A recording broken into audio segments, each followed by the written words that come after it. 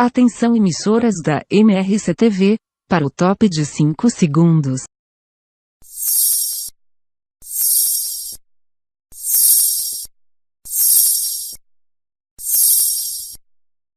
MRC História, é um oferecimento, advocacia 5 contra 1, fazendo justiça com as próprias mãos.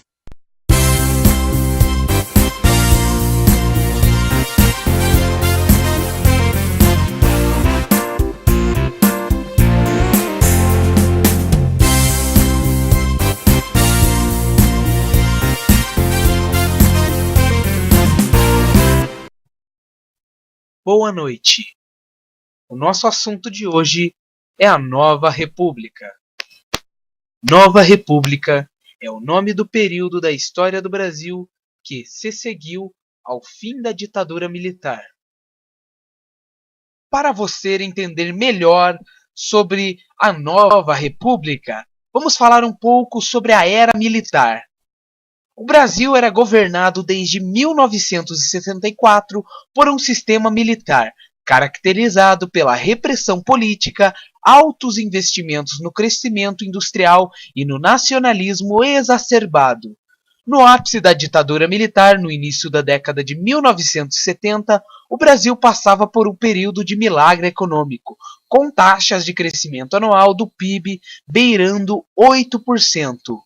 Comandado por um governo centralizado, repressor e que investia na infraestrutura e no desenvolvimento da indústria. Entretanto, por causa da crise do petróleo em 1973, o forte crescimento econômico do Brasil foi interrompido e a pressão social passou a aumentar. A classe média passou a lutar por maiores liberdades, pelo fim da censura, pela anistia e pelo controle da inflação. Foram desestabilizando o governo brasileiro até o fim da década. O governo passou a estruturar então uma lenta transição para a democracia, iniciada pelo presidente Ernesto Geisel em 1976. Algumas liberdades foram devolvidas ao povo brasileiro, mas vagarosamente. O general do Exército João Figueiredo foi eleito pelo Colégio Eleitoral Brasileiro em 1979 com a promessa de entregar a democracia de volta ao Brasil. Em seu governo, a anistia geral e irrestrita a todos os perseguidos políticos foi garantida e algumas reformas políticas e econômicas foram praticadas, como a volta da eleição direta para governadores. Houve também a volta do pluripartidarismo, isto é, a volta de vários partidos políticos. A inflação, entretanto, aumentava e o governo não conseguia controlar a economia. As pressões sociais lideradas pelo PMDB, partido de oposição ao regime militar em 1984, se intensificaram com o movimento Diretas Já, uma série de manifestações populares que pediam eleições diretas para presidente da República e o fim da interferência militar no governo brasileiro. Em 1984, o Colégio Eleitoral realizou eleições para presidente e, preterindo o candidato representante da situação, Paulo Maluf, optaram pelo candidato oposicionista do PMDB, Tancredo Neves, em 15 de março de 1985. Neves seria o primeiro presidente civil a comandar o país desde João Goulart, deposto em 1964. A redemocratização e estabilização do Brasil. Apesar de eleito, Tancredo Neves não chegou a assumir a presidência, devido a uma complicação de sua doença do coração. Tancredo Neves foi internado, sendo operado por 7 vezes no dia 14 de março de 1985. Ele acaba contraindo uma infecção hospitalar. No dia da posse, 15 de março de 1985, assume então José Sarney, de modo interino. No dia 21 de abril, o porta-voz da República anuncia o falecimento oficial do então presidente Tancredo Neves. Desse dia em diante, José Sarney fica reconhecido como presidente em exercício pleno. Lamento informar que o excelentíssimo senhor presidente da República, Tancredo de Almeida Neves, faleceu esta noite no Instituto do Coração, às 10h23. No dia 1º de março de 1986, Sarney e sua equipe econômica, comandada por Dilso Funaro, ministro da Fazenda, lançaram o Plano Cruzado, conjunto de medidas para conter a inflação, entre as quais o congelamento geral de preços e a criação de uma nova moeda, o cruzado, valendo 1.000 cruzeiros, moeda da época. Sarney apelou para a população, que deu amplo apoio ao plano, inclusive com algumas pessoas se declarando fiscais do Sarney e denunciando violações ao congelamento de preços. O PMDB, com a popularidade do plano, vence as eleições para governador de 1986 em praticamente todos os estados, com exceção ao estado de Alagoas. Porém, após as eleições em 21 de novembro de 1986, o governo decreta o Plano Cruzado II, com os preços sendo liberados. Isto ocasionou um descontentamento do povo para com o governo, pois o Plano Cruzado foi visto por muitos como uma simples estratégia política para vencer as eleições. A inflação volta a subir, a crise se alastra e em 20 de janeiro de 1987, o governo decreta moratória, deixando de pagar a dívida externa.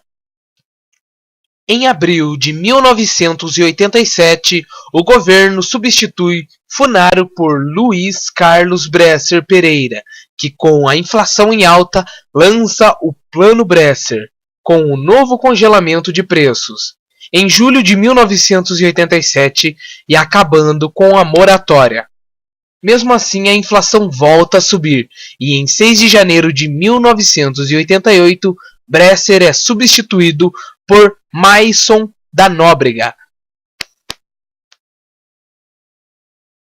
A democracia foi restabelecida em 1988, quando a atual Constituição Federal foi promulgada.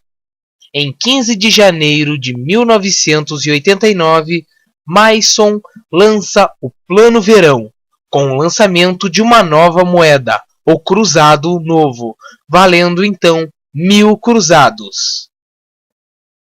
Em 1989, o ex-governador do estado de Alagoas, Fernando Collor de Mello, se lança candidato a presidente. Praticamente desconhecido no resto do país por força de uma campanha agressiva baseada na promessa de combate à corrupção, da construção de uma imagem de líder jovem e dinâmico que vendia uma imagem de político de direita progressista. O seu partido era o Partido da Reconstrução Nacional.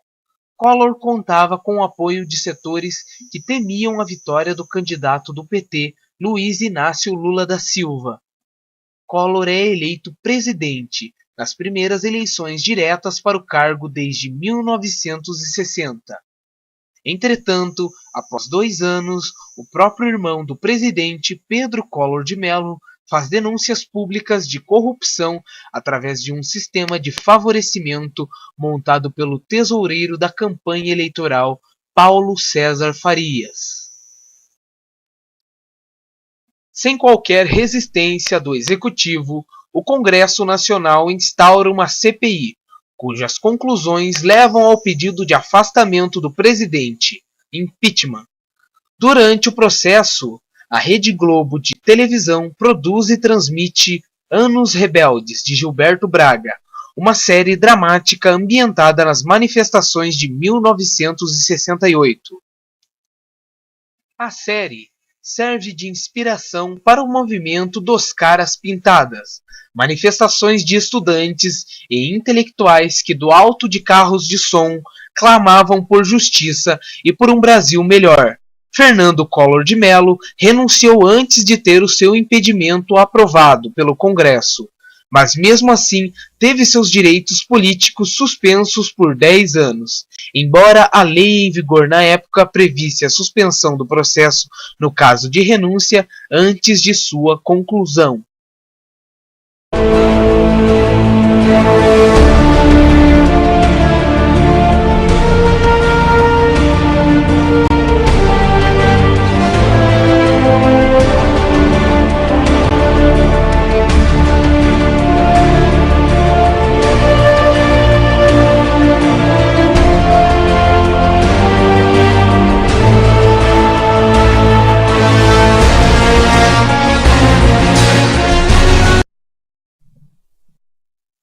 Fernando Collor mudou-se em seguida para Miami. A justiça o absolveu de todos os processos movidos contra ele por sua gestão. PC Farias também fugiu do país durante 4 anos e, após ser preso pela Interpol, cumpriu 2 anos de prisão e entrou em liberdade condicional. Mas em 1996 foi encontrado junto com a sua namorada, morto com um tiro no peito. A hipótese de queima de arquivo não foi descartada, mas o seu assassinato ainda é um mistério até hoje. Fernando Collor de Mello foi sucedido na presidência pelo seu vice-presidente Itamar Franco, em cuja administração é adotado o Plano Real, um plano econômico inédito no mundo, executado pela equipe do então ministro da Fazenda, Fernando Henrique Cardoso. Percebendo que a hiperinflação brasileira era também um fenômeno emocional de separação da unidade monetária de troca da unidade monetária de contas, o plano concentrou todos os índices de reajuste de preços existentes em um único índice, a unidade real de valor. Esta posteriormente foi transformada em moeda corrente, o real, iniciando assim o controle do maior problema econômico do Brasil, a inflação. Com o sucesso do Plano Real, Fernando Henrique Cardoso concorre e é eleito presidente em 1994. Começa agora o programa de quem tem metas para melhorar sua vida.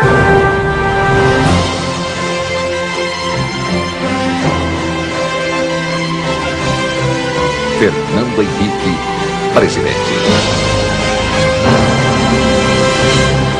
Conseguindo a sua reeleição em 1998. No primeiro mandato de FHC, é aprovada a emenda constitucional que permite a reeleição em cargos eletivos do Executivo, presidente, governadores e prefeitos.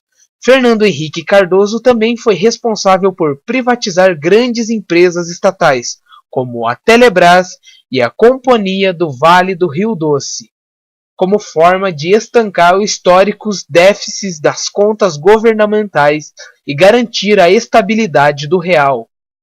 Inicia também programas sociais como Bolsa Escola e a Aposentadoria Rural. Após os 8 anos do governo de FHC, em 2002, elege-se presidente da República o ex-metalúrgico Luiz Inácio Lula da Silva, tradicionalmente esquerdista do Partido dos Trabalhadores, o PT, que dá continuidade à política econômica do antecessor. Lula aumenta a abrangência dos projetos sociais de FHC, transformando o Bolsa Escola em Bolsa Família e criando novos programas como o ProUni e o Fome Zero, um programa que visa acabar com a fome no Brasil. Em 2006, numa votação histórica, Luiz Inácio Lula da Silva é reeleito presidente da República. Lula mantém a sua política de acabar com a pobreza no país, mantém a economia do país estável e controla o valor do dólar, fazendo com que o real se valorize a cada dia mais. Lula também é considerado um dos políticos mais influentes do mundo.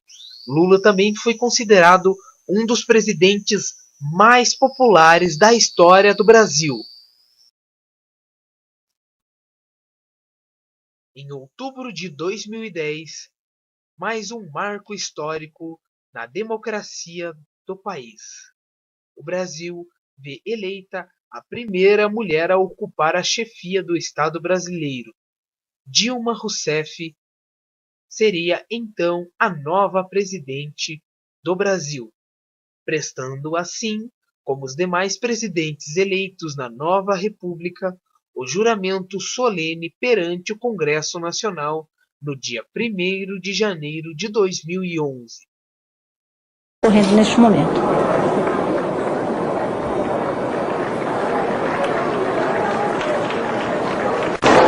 Eles estão de frente para este público que acabamos de ver. Agora o presidente Lula tira a faixa presidencial. O presidente Luiz Inácio Lula da Silva passa transmite a faixa Dilma presidencial à senhora presidenta da República, Dilma Rousseff.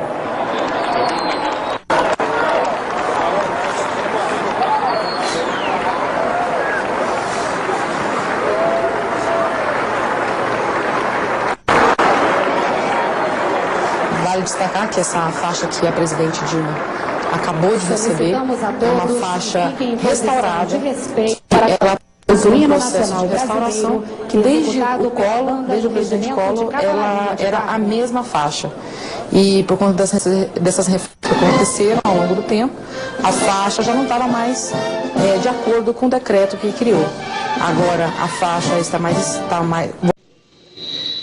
Prometo manter, defender e cumprir a Constituição, observar as leis, promover o bem geral do povo brasileiro, sustentar a união, a integridade e a independência do Brasil. E assim concluímos o estudo da nova República Brasileira, uma república ainda jovem que tem muito que avançar. Tenha uma boa noite e até a próxima.